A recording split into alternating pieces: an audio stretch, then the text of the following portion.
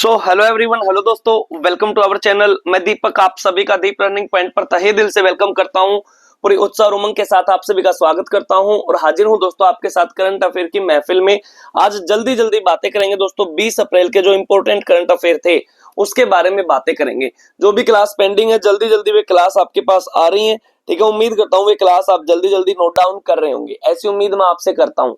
तो आज बातें करेंगे दोस्तों 20 अप्रैल के जो इंपॉर्टेंट क्वेश्चन थे उसके बारे में बातें करेंगे। पहला क्वेश्चन है, चलो, अंतरराष्ट्रीय बिग कैट अलायंस का मुख्यालय किस देश में स्थापित किया जाएगा? जिसको बोलते हैं इंटरनेशनल बिग कैट अलायंस। इसका मुख्यालय स्थापित किया जाएगा दोस्तों भारत के अंदर। कहां पर? हमारे भारत के अंदर इसका मुख्यालय स्थापित किया जाएगा। अब इसके बारे में बातें थोड़ी सी जान लेते हैं कि हाल ही में भारत सरकार ने International Big Cat Alliance IBCA के साथ एक आधिकारिक समझौता किया है, ऑफिशियल एग्रीमेंट किया है। इस समझौते के तहत इंटरनेशनल बिग कैट अलायंस और सचिवालय, इसका मुख्यालय और इसका सचिवालय कहां पर स्थापित किया जाएगा? भारत के अंदर स्थापित किया जाएगा। और भारत ने इस अलायंस को 150 करोड़ रुपए की सहायता राशि 5 वर्षों के लिए प्रदान करने की घोषणा की है। अब ये इंटरनेशनल बिग कैट अलायंस के बारे में जानते हैं। प्रधानमंत्री मोदी जी ने अप्रैल 2023 में प्रोजेक्ट टाइगर की 50वीं वर्षगांठ के अवसर पर इसका शुभारंभ किया था। देखो, हमने प्रोजेक्ट टाइगर लॉन्च किया था। प्रोजेक्ट टाइगर लॉन्च किया था हमारी सरकार ने कब? 1973 में। 1973 में, ठीक है, लॉन्च किया था प्रोजेक्ट टाइगर, जिसको बोलते हैं बाघ परियोजना। तो उसके 50 वर्ष जब कंप्लीट हुए तो हमने ये बोला कि इंटरनेशनल बिग कैट अलायंस का जो मुख्यालय और जो सचिवालय होगा वो कहां पर होगा? हमारे भारत के अंदर होगा। और इसका मुख्य उद्देश्य, ये 7 प्रमुख बिग कैट्स जो भी हैं वो क्या है? एक टाइगर है, एक लायन है, एक आपका लियोपर्ड है, एक आपका स्नो लियोपर्ड है, ठीक है, एक आपका प्यूमा है और जगुआर है और चीता है, ठीक है। इनका संरक्षण करना है, इनका मुख्य उद्देश्य। उसके बाद इसके सदस्य देश है दोस्तों 5। एक भारत है, निकारागुआ है, फिर इस्वातिनी है, इस्वातिनी, और लाइबेरिया और सोमालिया है। ये 5 देश इसके मेंबर रहेंगे। उसके बाद नेक्स्ट क्वेश्चन हो जाएगा, यूनेस्को के memory of the world register 2025 में किस प्राचीन भारतीय ग्रंथों को शामिल किया गया है? ठीक है, इसके memory of the world register में शामिल किया गया दोस्तों, एक तो श्रीमद् भागवत गीता को और एक भरत मुनि का लिखित नाट्य शास्त्र, जिसे पंचम वेद भी बोला गया है। क्या बोला गया? पंचम वेद, जिसमें हमारी आर्ट एंड कल्चर के बारे में बातें बताई गई हैं। हमारे खासकर क्लासिकल डांस के बारे में जो जानकारी हमें मिली है वो कहां से मिली है? भरत मुनि के द्वारा लिखित नाट्य शास्त्र से मिली है। तो इसका आंसर हो जाएगा उपयुक्त दोनों, बोथ ऑफ द अबव। अब इसके बारे में थोड़ी सी बातें जान लेते हैं UNESCO memory of the world register के बारे में। अब इस UNESCO memory of the world register में शामिल भारतीय अभिलेखों की कुल संख्या दोस्तों अब 14 हो गई है। 2025 में UNESCO memory of the world register में दुनिया भर से कुल 72 नई दस्तावेजी विरासतें जोड़ी हैं। मैंने बताई है तुम्हें बातें कि यूनेस्को का काम एक ही है कि किसी भी देश के अंदर एजुकेशन को प्रमोट करेगा, वहां पे साइंटिफिक रिसर्च करेगा या उस देश के अंदर कल्चर को बचाने का कार्य करेगा। अगर इस रजिस्टर में कुल विरासतें पूछ लूं तो कितनी है? 570 है। श्रीमद् भागवत गीता के बारे में थोड़ी सी बातें जानते हैं, जिसमें दोस्तों 18 अध्याय हैं और 700 इसमें श्लोक हैं। और ये जो गीता है ये हमें जीवन जीने के दर्शन सिखाती है। इसके बारे में हमें क्या सीखने को मिलता है? इसमें धर्म, कर्म, योग और मोक्ष के सिद्धांतों की व्याख्या की गई है। नाट्य शास्त्र के बारे में जान लेते हैं। नाट्य शास्त्र की रचना भरत मुनि ने की थी। यह जो ग्रंथ है ये रंगमंच, अभिनय, नृत्य, संगीत और कला के नियमों का विस्तृत वर्णन करता है। इसके बारे में हमें जानकारी देता है बहुत अच्छे से। मैंने जब तुम्हें क्लासिकल डांस पढ़ाए थे तो बातें बताई थी कि हमारे शास्त्रीय नृत्यों का वर्णन भरत मुनि के द्वारा लिखित नाट्य शास्त्र में मिलता है। और यह ग्रंथ लगभग 2000 से 2500 वर्ष पुराना है। और इसमें कितने अध्याय हैं? 36 अध्याय हैं। और इसे गंधर्व वेद के नाम से भी जाना जाता है।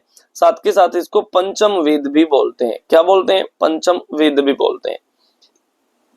अब UNESCO memory of the world register के बारे में जान लेते हैं।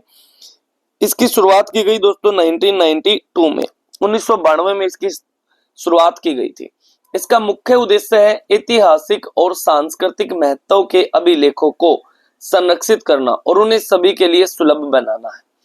अब यूनेस्को के बारे में बातें बताई थी, इसकी फुल फॉर्म है United Nation Educational Scientific and Cultural Organization, यानी कि यूएनओ की एक एजेंसी है। यूनाइटेड नेशन का एक ऐसा ऑर्गेनाइजेशन है जो किसी भी देश के अंदर एजुकेशन को प्रमोट करेगा, साइंटिफिक रिसर्च करेगा और वहां की कल्चर को बचाने का कार्य करेगा। ये मैंने पढ़ाया है आपको बहुत अच्छे से। अब इसका मुख्यालय कहाँ है? पेरिस के अंदर इसका मुख्यालय है, पेरिस फ्रांस की राजधानी है। यूनेस्को की स्थापना कब हुई है? 16 नवंबर 1945 को इसकी स्थापना होती है। नेक्स्ट क्वेश्चन है दोस्तों, हाल ही में IBSF वर्ल्ड बिलियर्ड्स टाइटल 2025 का खिताब किसने जीता है? ये जीता है दोस्तों सौरव कोठारी ने। सौरव कोठारी ने किसको हरा के? पंकज आडवाणी को हरा के। यहाँ पर मैंने लिखा है बहुत अच्छे से। ये टूर्नामेंट कहाँ हुआ है? ये कार्लो आयरलैंड के अंदर हुआ है, जिसमें विजेता रहे हैं सौरव कोठारी, उप विजेता रहे पंकज आडवाणी।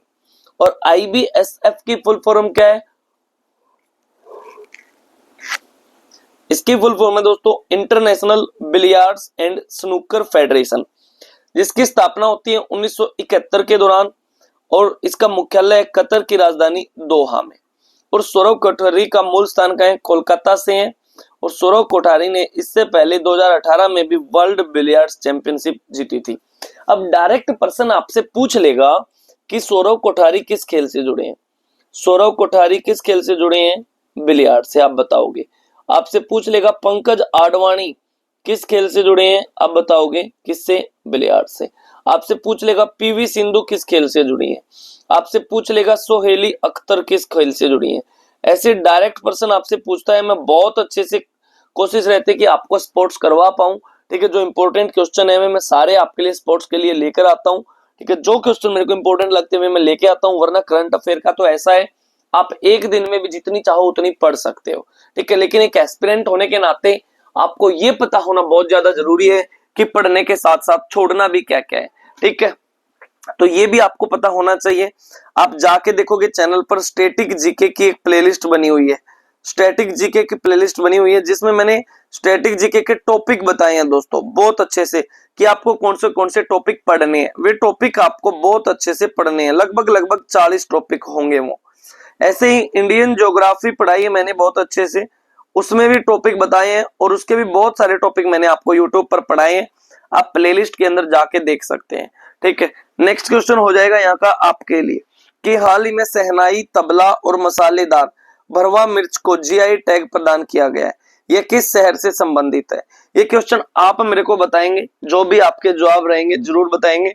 और GI टैग आजकल ज्यादा आ रहे हैं, GI टैग आजकल ज्यादा आ रहे हैं, क्योंकि मैंने बताई थी कि हमारी सरकार का जो टारगेट है GI टैग का, वो 2030 तक कितने GI टैग बनाने का है, घोषित करने का है? 10,000 GI टैग घोषित करने का लक्ष्य हमारी सरकार का है। तो वर्तमान में काफी सारे GI टैग दिए गए हैं, जो साथ के साथ मैं आपको बता देता हूं। तो ये कहाँ का है इसके बारे में आप बताएंगे।